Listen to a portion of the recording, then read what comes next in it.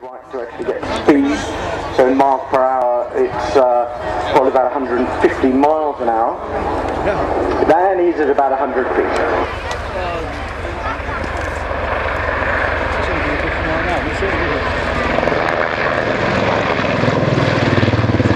Final turn, he's going to go climb up to the hover at about 500 feet. This is one of the newest helicopters that's come into service. It's got the same Merlin helicopter that's come into service with the Royal Air Force, but in a different role. This was primarily designed for anti-submarine warfare. It's got a full multi-role platform capable of conducting anti-surface warfare, surveillance, and it also carries out a myriad of secondary roles all at the same time. And I say surface warfare, it's obviously anti-submarine as well, with some of the equipment that it can carry. There's that nice nose over, down 40 degrees, and you basically do a wing over out to the left and come back and do a wing over out to the right. Sitting with us today, Lieutenant Rob Taylor is in the co-pilot seat, but actually he's not a co-pilot. They're both fully qualified captains. It just so happens that Earl is the pilot in command today.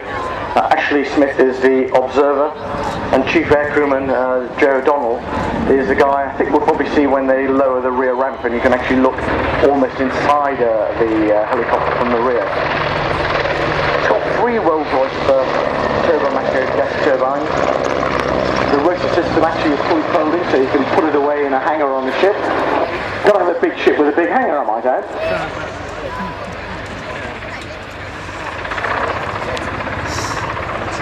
Because it's a big helicopter, it normally operates from the larger ship. You'd expect to see it in the aircraft carriers or fleet replenishment ships, but it can operate off fairly small decks of, for instance, a Type 23 frigate.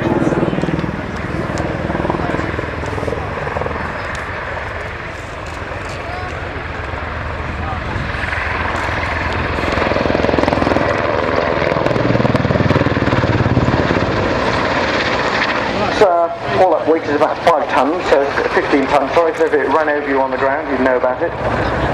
Top speed in miles per hour, probably about 180, 185 miles an hour, which is pretty fast for a helicopter.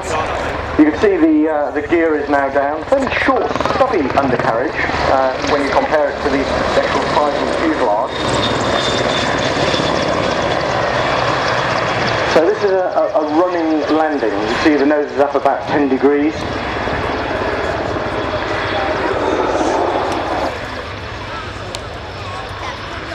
Now what he's going to do when he's finished this, he'll lift against the hover, turn through 90 degrees. That's when he's going to open the rear cargo door. And what they're going to do, the winchman is actually going to lower Lieutenant Ashley Smith down to about 10 feet. And then he'll pull the helicopter up to probably about sort of a lot higher than 10 feet, but he's going to leave Ashley dangling there 10 feet off the ground, and then you eventually recover him by not pulling him in. He's going to lower the helicopter and slowly he'll be winched in, but apparently he's the one who's not moving, it's the helicopter coming down. So if you watch very carefully, you should see the rear ramp door being opened shortly, or at least that's the plan. Oh, there's Ashley coming up first, so we're going to see him coming down.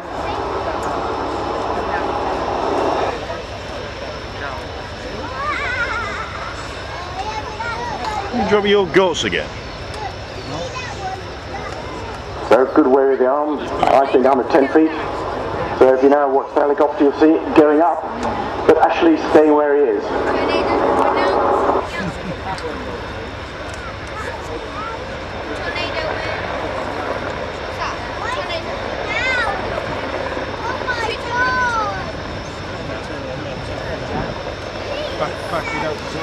Actually, I said the rear ramp door, I correct myself, it's actually that side door, which they refer to as a cargo door.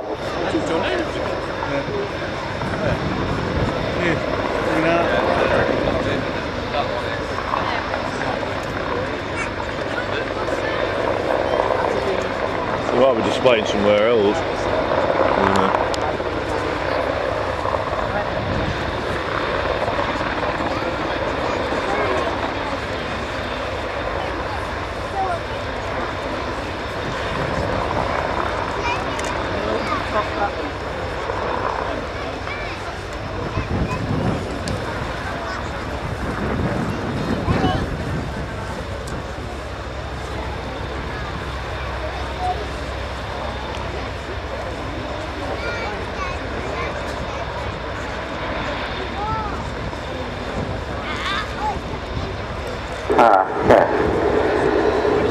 safely back on board.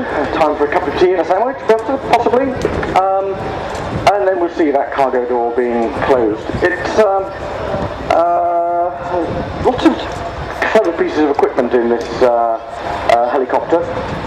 It can carry a series of homing torpedoes, depth charges, general purpose or specialised machine guns for anti-surface operations or subsurface operations. It's got enough fuel to operate up to 400 miles away from the fleet, which is extremely useful if you're operating in the anti-submarine warfare role.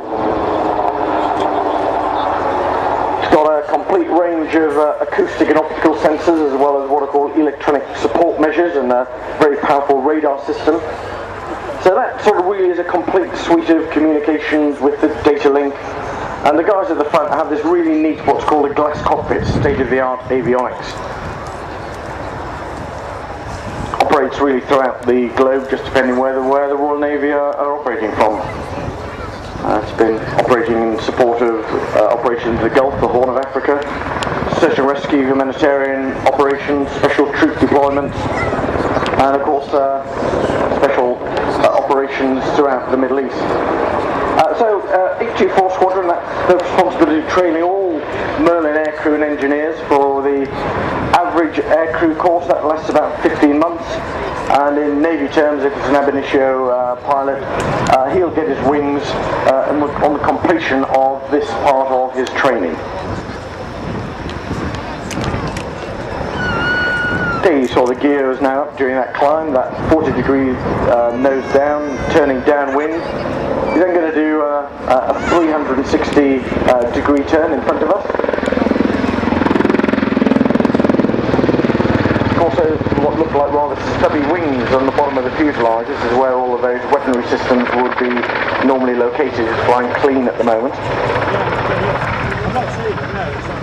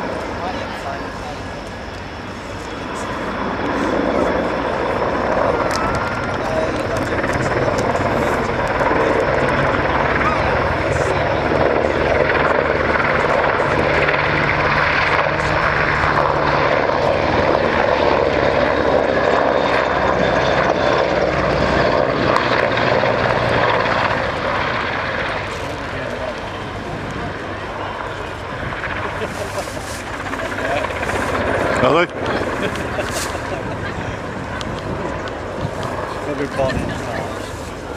This is a Mark 1 Merlin. It's the Mark 1s are being replaced, or will be replaced, with an upgrade. That's the Mark 2, and I'm not sure whether they're already starting to come in or whether they're nearly already in. But like all aircraft these days, you get a very good airframe, you get very good engines, and when you need to modify systems, you don't build a new airplane, you just upgrade the existing airframes, and you just change the Mark number. So that's what's happening here. The upgraded version of this helicopter will operate with the Navy, and it'll be a Mark II version rather than the Mark 1.